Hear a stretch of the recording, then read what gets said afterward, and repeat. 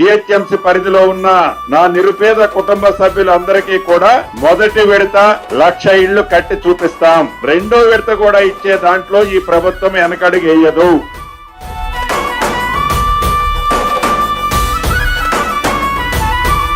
మాట ఇచ్చిండు ఈ నేలకు, నడుచుకుంటుండు మన మేలుకు, మరిసిపోయిండు కంటి కొనుకు, మారాలంటూ పేద బతుకు.